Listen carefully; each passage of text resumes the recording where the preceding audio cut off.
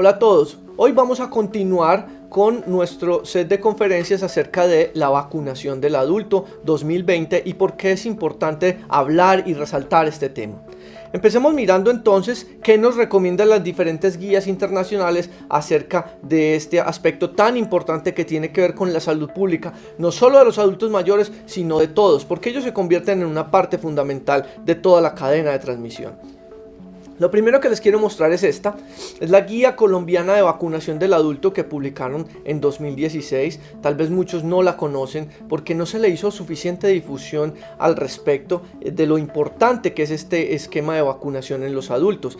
Veamos en la tabla principal de esta guía cómo nos mencionan aquí todas las posibles comorbilidades que puede tener un paciente adulto y en la parte superior cuáles serían las vacunas a aplicar. Solamente para mencionar algunas de ellas, quiero hacer mención aquí de la inmunosupresión y cómo estas vacunas, la triple viral, varicela y zóster, que son vacunas vivas atenuadas, no se pueden aplicar en esta población en particular. Ahora vamos con las guías más actualizadas. Esta es la guía del CDC que aparece publicada cada año en los meses de febrero o marzo en Annals of Internal Medicine. Allí ustedes van a encontrar una actualización muy precisa de lo que son las guías de vacunación que aplican en Estados Unidos. Pero debo hacerles una advertencia que les tengo aquí resaltada. Y es que estas guías de vacunación dan por entendido que la población a la que se le va a aplicar la vacuna es una población que recibió todo su esquema de vacunación de la infancia, y esto no siempre es cierto en nuestra comunidad. En la evolución de las vacunas y estas guías nos ha mostrado, por ejemplo, lo que les quiero ejemplificar con mi carné de vacunación. Este es mi carné de vacunación en 1974 y las vacunas que me aplicaron a mí. Me aplicaron triple viral y me aplicaron polio. Era lo que había disponible en la época. Ahora les voy a mostrar el carné de vacunación de mi hijo que tiene 7 años y vean cómo ha evolucionado todo este esquema de vacunación. Aquí ustedes pueden ver todo lo que a un niño se le aplica hoy en día, muy diferente a lo que me aplicaron a mí en el año 74-75, y cómo estas vacunas se han ido mejorando, perfeccionando y especializando también en diferentes patógenos. Ahora miremos también qué ha sucedido con esta guía. Esta es la misma guía del CDC pero en el año 2011 y aquí les tengo resaltados solo dos vacunas como ejemplo. La vacuna del PBH, que para esa época era solamente aplicada a las mujeres, y la vacuna de neumococo, que era solamente la vacuna de polisacario, la 23 valente. Y esto fue cambiando y llegamos a lo que es la guía de vacunación del CDC de 2020. Lo que pueden ver aquí es las edades de aplicación en la parte superior y aquí en la columna de la izquierda todas las vacunas que se le pueden aplicar a una persona adulta hoy en día en el mundo. Dentro de ellas les quiero hacer alusión a algunas de las que vamos a hablar más adelante en otro de los videos. Pero miren cómo la vacuna de zóster, ya tenemos dos vacunas de zóster, una que es muerta, otra que es viva atenuada. La de vacuna del PBH ya viene recomendada tanto para hombres como para mujeres con la idea de cortar cadena de transmisión. La vacuna de neumococo aparece la 13 valente y la 23 valente, porque recuerden que estas dos vacunas no es una o la otra, no, son una y la otra, son vacunas complementarias. Y en esta otra gráfica de esa misma guía van a encontrar algo muy importante, y es la misma columna de la izquierda con todas las vacunas recomendadas y en la parte de arriba las diferentes comorbilidades que presentan los pacientes. Esto es muy importante porque podemos adaptar cada uno de estos esquemas de vacunación a la realidad de nuestro paciente en particular. Y una cosa que les quiero resaltar aquí al final, y es que también hay una columna para nosotros como trabajadores de la salud, porque también somos adultos y también nos estamos exponiendo y nos estamos enfermando. Entonces, ¿cuál debiese ser el esquema de vacunación para un adulto trabajador de la salud? Aquí en esta columna lo pueden encontrar y lo pueden consultar fácilmente. Les quiero mostrar esta otra herramienta. Esta es una aplicación que se baja totalmente gratis de cualquiera de las plataformas virtuales que tenemos hoy en día y que es diseñada por el CDC. Se llama CDC Vaccine Schedule, y en esta aplicación ustedes pueden mirar y consultar rápidamente en su celular cuál sería el esquema de vacunación en un momento dado y para un paciente en particular. Miremos un ejemplo. Cuando usted abre la aplicación encuentra todas estas posibilidades. Si lo que usted va a vacunar es un niño, si va a vacunar un adulto, si va a vacunar paciente con algunas condiciones, entonces vamos a que sea un adulto con alguna condición clínica en particular. Vamos a poner por ejemplo embarazo.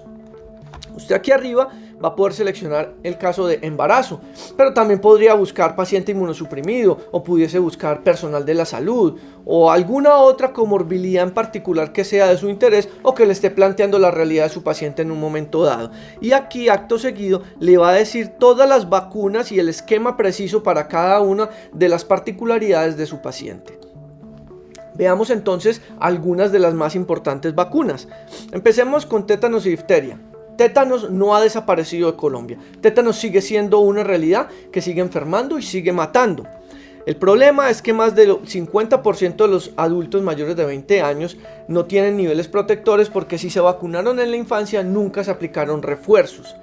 Y tenemos un problema adicional y es que no está disponible la gamma-globulina hiperinmune para la profilaxis post-exposición en estos casos de accidentes. Entonces, si bien es muy difícil de conseguir, alguna vez se consigue, pero ya en episodios tardíos de la evolución de la enfermedad. Entonces, lo único que tenemos para defendernos contra tétanos en este momento de forma confiable y segura es vacunación. Tosferina. Cuando uno le hablan de tosferina, uno se imagina los niños con tosferina, pero resulta que esos niños entran en contacto con adultos que ya perdieron su inmunidad. Este artículo del New England Journal nos muestra cómo hasta el 32% de los pacientes adultos han perdido ya su inmunidad contra tosferina y están en contacto con niños que pueden servirles de caballo de Troya para traerles el patógeno y desarrollar entonces síntomas respiratorios relacionados con tosferina. Influenza. Aprendimos mucho de influenza en 2009 con la pandemia de H1N1 y la vacuna, su efectividad va a depender de la similitud de la cepa que circula con la cepa que tenemos en la vacuna y la efectividad de la misma puede ser superior al 70%, con lo cual vamos a evitar un 50% de hospitalizaciones y hasta un 80% de mortalidad en los pacientes mayores de 60 años. Miren estos números, es muy importante vacunar a nuestros pacientes mayores. La efectividad de la vacuna de influenza ha sido demostrada ampliamente en diferentes escenarios, en la gestante, donde logró disminuir el 27% de hospitalización y hasta el 50% de la transmisión al producto de la gestación. En estas madres se redujo también de manera importante la hospitalización y la mortalidad derivada de influenza. Ustedes recuerdan que en 2009 muchas de las personas que morían de H1N1 eran mujeres en gestación, pero aparecieron los movimientos antivacunas desde hace ya muchos años y han cobrado carrera a través de los diferentes medios y redes sociales. Entonces se generó la duda acerca de los efectos secundarios de la vacuna H1N1 y este estudio entró a desmentir esto en 2010, en donde se compararon los efectos secundarios de ambas vacunas, la vacuna estacional que normalmente aplicamos y la nueva vacuna H1N1, y se encontró que eran iguales. Ningún ejercicio médico está exento de efectos secundarios. Todo tiene efectos secundarios. La aspirina, el acetaminofén y las vacunas también tienen efectos secundarios. Lo que uno siempre tiene que mirar es riesgo-beneficio, cuál va a ser lo que usted va a elegir para su paciente y para un escenario clínico en particular.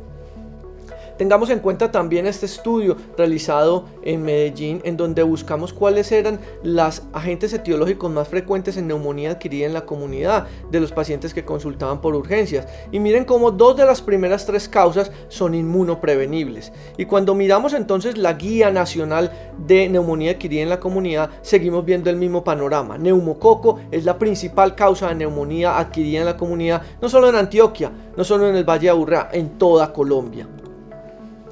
Y cuando miramos entonces factores de riesgo para que una persona desarrolle enfermedad neumocóxica invasiva, entendida esta como bacteriemia, neumonía y meningitis, vemos que comparado con la población general no vacunada existen factores de riesgo muy comunes entre nosotros y que aumentan de manera dramática la posibilidad de que un paciente desarrolle enfermedad neumocóxica invasiva. ¿Y por qué es importante que al paciente no le dé neumonía? Va a haber pacientes que les da una neumonía por neumococo y es leve y se maneja de manera ambulatoria. Pero a medida que el paciente va aumentando su puntaje de severidad de la neumonía, pues la mortalidad a los siguientes 10 años puede llegar a ser superior al 50% en aquellos pacientes que desarrollan una enfermedad neumocóxica invasiva tan severa que los lleva a la unidad de cuidado intensivo. ¿Qué pasa entonces con la enfermedad neumocóxica invasiva y el desarrollo de accidentes cerebrovasculares? Miren que a medida que el paciente se vacuna, este riesgo disminuye, no solamente en términos de sobrevida, sino en términos de hospitalización, en términos de isquemia cerebral o stroke y en términos de enfermedad coronaria o infarto agudo del miocardio. Cuando miramos el paciente en diálisis, es un escenario exactamente igual. Mientras más vacunado esté el paciente, menor el riesgo de desarrollar enfermedad neumocóxica invasiva. El paciente con artritis reumatoidea y que recibe terapia biológica o algún otro inmunosupresor, el panorama es lo mismo. Si se vacuna, le da menos enfermedad neumocóxica invasiva y menos influenza que aquel paciente que no se vacuna, independientemente de que el paciente ya esté inmunosuprimido. O sea que esto no va a ser una limitante el que ya esté inmunosuprimido recibiendo medicamentos de este tipo para poder vacunar al paciente. El paciente con VIH, siempre y cuando éste tenga más de 200 CD4, es deseable la vacunación para prevenir todas estas enfermedades relacionadas con neumococo e influenza. Y este estudio, que fue realizado en Países Bajos, en Holanda, nos demostró que la sola vacunación en la población general tiene una reducción de la incidencia de enfermedad neumocóxica invasiva del 45%, lo cual es muy significativo y en términos de morbimortalidad es bien importante. ¿A qué rangos de edad está aprobada? Esta es una vacuna que está aprobada en nuestro país para mayores de 50 años, pero no significa que en menores de 50 años no se pueda aplicar cuando tienen comorbilidades, y esto estaría bien justificado. El esquema sería primero aplicar la vacuna 13 valente y 8 semanas después aplicar la vacuna 23 valente, pero me ha sucedido que yo les ordeno este esquema y le ponen primero la 23 valente. Ahí toca esperar un año para poder aplicar el refuerzo con la 13 valente y continuar con los refuerzos de 23 valente a los 5 años. Esto era lo que tenía entonces para contarles el día de hoy acerca de vacunación del adulto, qué dicen las guías, y vacuna de neumococo e influenza, tan relevantes en nuestro medio porque son dos de las primeras 3 causas de neumonía adquirida en la comunidad en nuestro medio.